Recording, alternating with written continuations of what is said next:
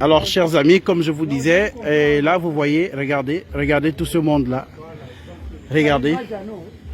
Ils sont là depuis 7h30.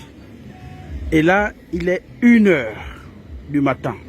Il n'y a pas de communication. Tout le monde n'a pas d'argent pour se prendre en charge dans les bars, comme je vois les autres là-bas, qui boivent en attendant que le train vienne sur le quai. Il n'y a rien. Il n'y a rien du tout. Pas de communication. Et beaucoup sont là, allongés, par terre. Nous sommes à la gare de Franceville.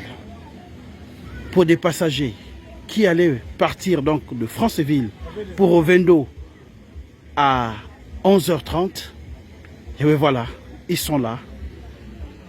Si vous n'avez pas d'argent, vous faites comment?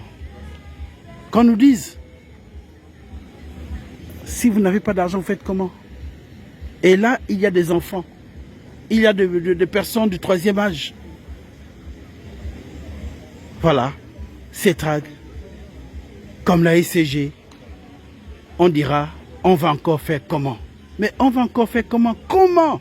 Trouvons des solutions. On ne peut pas continuer à vivre ça. On paye quand même de l'argent. C'est de l'argent que nous payons. Mais ce n'est pas pour subir ce que nous subissons. Ce n'est pas un service. Nous ne demandons pas un service à CETRAG. On n'a pas demandé un service. On a payé le billet et on nous a fait comprendre que vous devez voyager à telle heure. C'est ce que nous avons fait. Mais en retour, quel service CETRAG nous rend aujourd'hui? Regardez, il est 1h du matin. 1h du matin. Regardez. Et si vous entendez du bruit là-bas, c'est des gens qui sont dans les bars. Donc le peu d'argent qu'il a réservé peut-être pour je ne sais quoi prendre son taxi, ben, il est obligé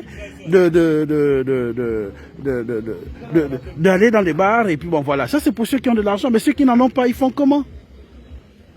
Parmi eux là, il y a des malades, il y a des gens qui sont malades, qui vont à Libreville pour se faire soigner.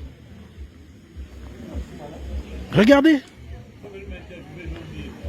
Bon, attendez. Il y a un jeune homme qui veut parler. Mais non, mais écoutez, il n'y a rien. Non, mais si Bonsoir. Bonsoir. Oui, vous allez bien? Oui, on va bien. Alors, qu'est-ce que vous pensez de cette situation? Non, mais c'est un manque de respect envers les consommateurs, envers les clients.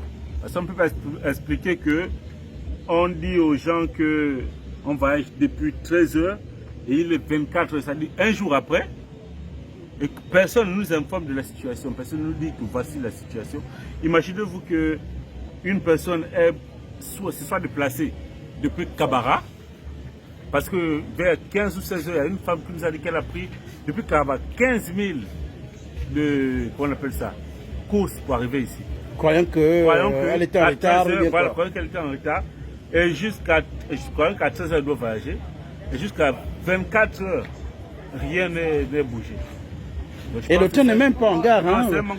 Je peux filmer, le train n'est pas en gare, il n'y a rien. Et c'est comme ça. Depuis un certain temps, c'est comme ça. Donc, c'est... la clientèle. Ben oui. Au moins communiquer envers les gens, dire que voici, CETRAG a tel souci, et les gens prennent leurs dispositions. Ben voilà, voilà.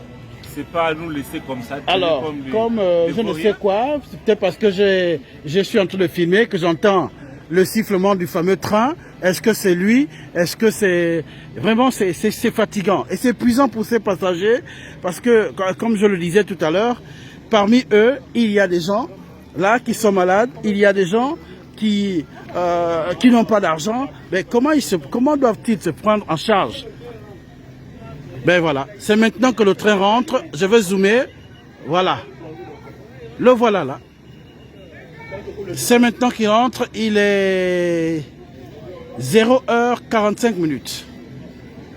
Incroyable, incroyable. Et c'est pour aller arriver à quelle heure? C'est une autre paire de manches. Voilà, le train rentre en gare, il est 0h. Regardez comment les gens se lèvent avec le peu de force. Donc il faut aller puiser les dernières forces pour se mettre en rang. Et là, c'est une autre paire de manches. C'est incroyable, incroyable. Pour les gens qui devraient partir de Franceville à 11h, et voilà, c'est à 0h que ça va se bousculer là. Voilà. CETRAG, qui es-tu?